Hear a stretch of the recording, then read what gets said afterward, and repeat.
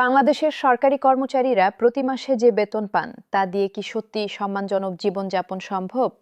প্রতিবেশী দেশগুলোর তুলনায় আমাদের সরকারি কর্মচারীদের অবস্থান কোথায়? নবম পে স্কেল কি আসলেই যথেষ্ট হবে?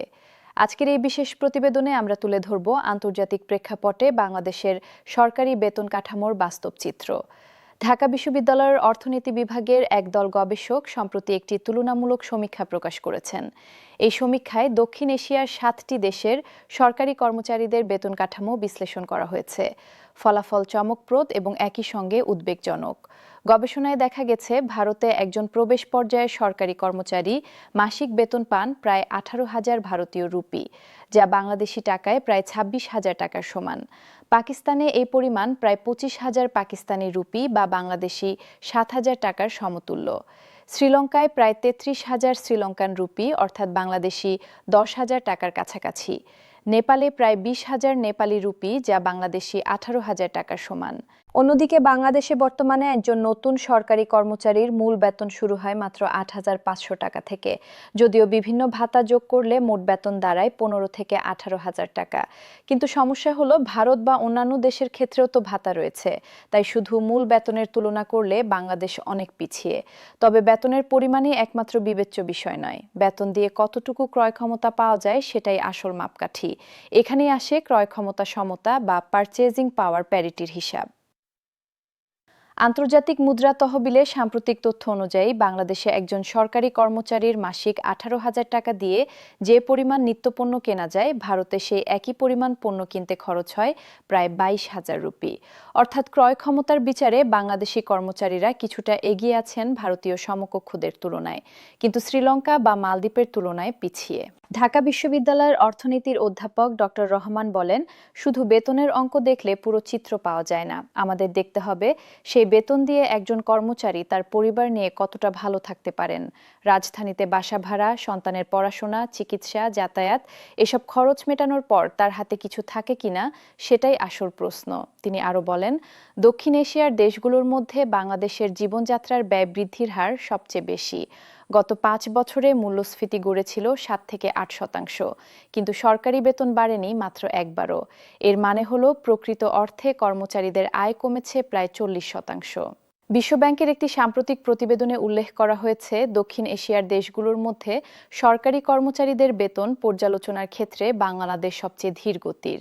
ভারত প্রতি 10 বছরে পে কমিশন গঠন করে এবং বেতন সংশোধন করে, পাকিস্তান করে প্রতি 5 বছরে, শ্রীলঙ্কাও নিয়মিত পর্যালোচনা করে। কিন্তু বাংলাদেশে শেষ পে স্কেল এসেছিল 2015 সালে। এখন 2026 সাল, অর্থাৎ 11 বছর পার হয়ে গেছে। বেসরকারি গবেষণা প্রতিষ্ঠান সেন্টার ফর পলিসি ডায়ালগ বা সিপিডির নির্বাহী পরিচালক বলেন, সরকারি কর্মচারীদের বেতন বৃদ্ধি নিয়ে যে দীর্ঘসূত্রিতা হচ্ছে তা শুধু কর্মচারীদের জন্যই ক্ষতিকর নয়, পুরো অর্থনীতির জন্যও ক্ষতিকর। কর্মচারীদের হাতে টাকা না থাকলে তারা খরচ করবে কিভাবে, আর তারা খরচ না করলে বাজার চাঙ্গা হবে কিভাবে? তিনি উদাহরণ দিয়ে বলেন, ধরুন একজন সরকারি কর্মচারী প্রতি মাসে 10,000 টাকা বেতন বৃদ্ধি পেলেন। তিনি সেই টাকা খরচ করবেন বাজারে পণ্য কিনে, রেস্তোরাঁয় খেয়ে, সন্তানের জন্য বই কিনে। এই খরচ থেকে ব্যবসায়ীরা লাভবান হবেন, সরকার ভ্যাট পাবে, অর্থনীতিতে গতিশীলতা আসবে। কিন্তু বেতন না বাড়লে এই চক্র ব্যাহত হয়। অন্যদিকে সরকারি কর্মচারীদের দক্ষতা ও মনোবল নিয়েও প্রশ্ন উঠছে।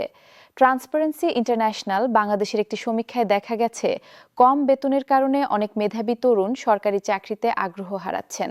তারা বেসরকারি খাতে বা বিদেশে চাকরি খুঁজছেন, যেখানে বেতন অনেক বেশি।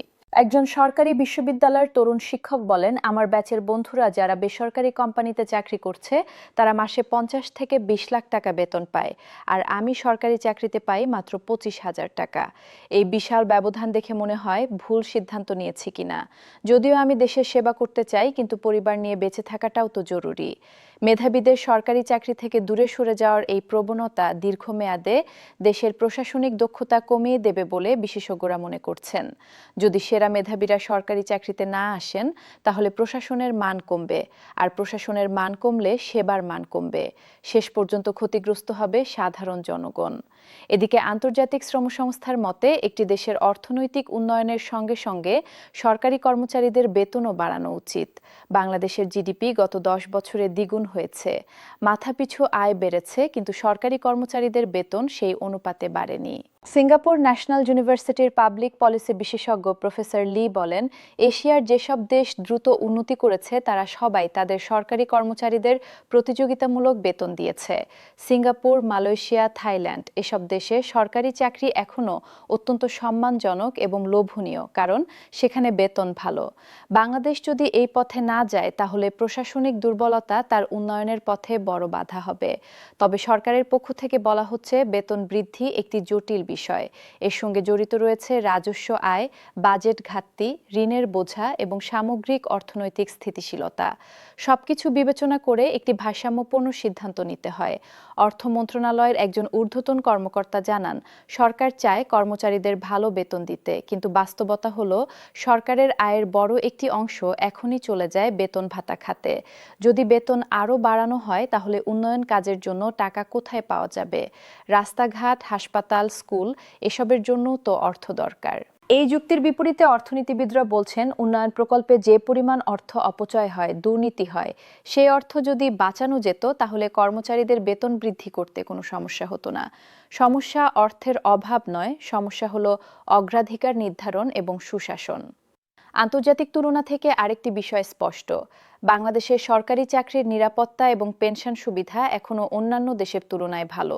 ভারত বা পাকিস্তানে বেতন বেশি হলেও চাকরির নিরাপত্তা কম, ছাঁটাই হওয়ার ভয় থাকে। বাংলাদেশে সেই ভয় নেই, আর পেনশন সুবিধা তো রয়েছেই। কিন্তু এই যুক্তিও আর কর্মচারীদের সন্তুষ্ট করছে না। তারা বলছেন, চাকরির নিরাপত্তা থাকলেও যদি বেতন দিয়ে সংসার না চলে তাহলে সেই নিরাপত্তার মূল্য কি? পেনশনের জন্য যদি 30 বছর কষ্ট করে বেঁচে থাকতে হয় তাহলে জীবনের মানে কি? পাবলিক অ্যাডমিনিস্ট্রেশন বিশেষজ্ঞরা বলছেন, সরকারি বেতন কাঠামো শুধু একটি অর্থনৈতিক বিষয় নয়, এটি একটি সামাজিক এবং রাজনৈতিক বিষয়ও। কর্মচারীরা যদি অসন্তুষ্ট থাকেন তাহলে প্রশাসনিক কার্যক্রমে তার প্রভাব পড়বে, দুর্নীতি বাড়বে, সেবার মান কমবে, জনগণ ভোগান্তিতে পড়বে। তারা সুপারিশ করছেন, নবম পে স্কেল শুধু বেতন বৃদ্ধির একটি সিদ্ধান্ত না হয়ে হওয়া উচিত একটি সামগ্রিক সংস্কার। বেতন কাঠামো, পদোন্নতি ব্যবস্থা, প্রশিক্ষণ সুবিধা, কর্মপরিবেশ সবকিছু মিলিয়ে একটি আধুনিক এবং প্রতিযোগিতামূলক সিভিল সার্ভিস তৈরি করতে হবে। আন্তর্জাতিক প্রেক্ষাপটে বিচার করলে দেখা যায়, বাংলাদেশের সরকারি কর্মচারীরা না এগিয়ে আছেন না অনেক পিছিয়ে। তারা মাঝামাঝি অবস্থানে রয়েছেন, কিন্তু দেশের অর্থনৈতিক প্রবৃদ্ধি এবং উচ্চাকাঙ্ক্ষা বিবেচনা করলে এই মাঝামাঝি অবস্থান যথেষ্ট নয়। বাংলাদেশ যদি সত্যি মধ্যমায়ের দেশ হতে চায়, উন্নত দেশের স্বপ্ন দেখতে চায়, তাহলে তার প্রশাসনকে শক্তিশালী করতে হবে। আর প্রশাসন শক্তিশালী করার প্রথম শর্ত হলো সরকারি কর্মচারীদের মর্যাদা ও জীবনমান নিশ্চিত করা। নবম পে স্কেল সেই দিকে একটি পদক্ষেপ হতে পারে যদি তা সঠিকভাবে এবং দ্রুত বাস্তবায়ন করা হয়।